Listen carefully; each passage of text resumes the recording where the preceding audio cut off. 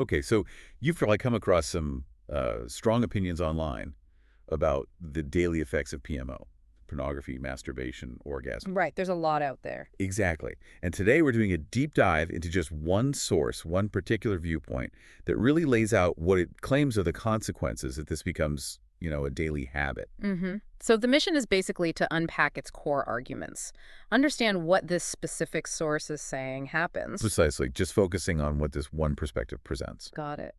And what struck me immediately looking at this source is just the sheer breadth of the claims. It's not just like one or two minor things. No, not at all. It paints a picture of this cascade of potential impacts, Yeah. physical, energetic, mental, emotional, the whole spectrum, according to this view. Okay, let's start with the physical then. Mhm. So this source argues that daily PMO leads to a kind of depletion, like draining essential nutrients, vitamins, minerals, Things the body and brain absolutely need to function. Yeah. and it goes further, suggesting potential brain shrinkage, even damage to the prefrontal cortex. Which is huge, right? Because the prefrontal cortex handles decision-making, planning, complex stuff. That's a really serious claim. It is. And the source doesn't stop there with the brain. It also puts forward this idea of imbalances, like between the brain hemispheres, Yeah. and also messing with brain chemistry overall. And any kind of fundamental shift like that, if true, according to this source, could theoretically have ripple effects. Right, and it gets quite specific elsewhere, too. It claims a weakened mind-muscle connection, less hand-eye coordination, Okay, so impacting physical performance in subtle ways. and also weaker bones and joints, apparently. Then there's the hair stuff, which is interesting. Oh, yeah. What about hair? Well, the source connects daily PMO to thinning hair, brittle hair, actual hair loss, even dandruff. And it claims it inhibits facial and body hair growth, too. Wow, okay. That's Gosh, science. that's quite a list just for hair. It really implies a broad systemic physical toll, doesn't it, if you follow this source's logic? It really does. The list keeps going. Skin irritation, dryness, skin and eyes, apparently, Yeah. general body aches, Mhm. and it links depleted testosterone levels directly to reduced strength, which, is a common theme in these discussions. It is. Testosterone comes up a lot. This source seems to suggest a very direct daily cause and effect on strength via testosterone levels. And then posture, poor posture, negative body language, Yeah. less stamina, and even developing dark under-eye circles. So it's hitting appearance, energy levels, strength, quite comprehensive on the physical side. Definitely. Oh. And there's more. An overstimulated nervous system is another claim leading to increased anxiety, fear, stress. That touches on the body's stress response systems. An overactive nervous system can certainly contribute to feelings of unease, generally speaking. And this source apparently even suggests that premature gray hair could eventually result from all this. Huh.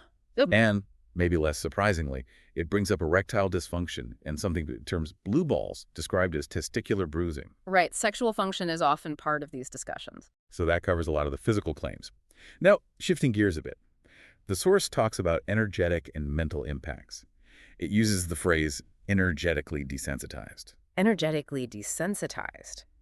What do you think that means in this context? Like a kind of numbness? Yeah, I think so. Like a reduced sensitivity overall, maybe. Which the source then links to feelings of apathy, just not caring. That seems to fit with other claims it makes, like a lack of self-respect, poor self-control, and reduced confidence and charisma. Exactly. It's painting this picture of someone becoming sort of diminished, less present, less impactful. And there's that really striking phrase it uses, a weak voice, low vibration, and no depth to words. Yeah, that one stands out. It's suggesting a lack of inner conviction, maybe? Like the words don't carry weight? It definitely connects that internal state to the external presentation. And it goes on to claim people become stagnant, lazy, unmotivated, feeling kind of empty inside. And this next one feels very relevant today.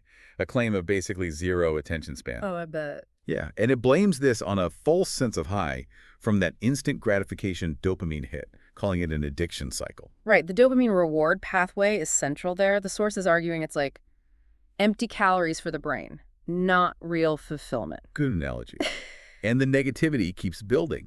The source claims this leads to attracting more negative experiences, feeling ungrounded, That sort of. floating, aimless. Ungrounded and aimless. And it ties it all together at the end by saying this lack of purpose and direction fundamentally equates to a lack of personal power. That's the final assertion, isn't it? That all these alleged consequences culminate in this diminished sense of agency, of control over your own life, according to this one source. Yeah.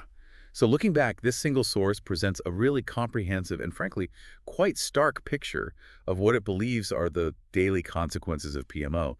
It touches almost every aspect of life, from, hair health to your sense of purpose. It absolutely gives you a lot to consider. And Yeah. reflecting on all these points laid out by this source, it does raise a question for you, the listener. How does this particular perspective land with you? Does it resonate with your own understanding of well-being, of personal effectiveness?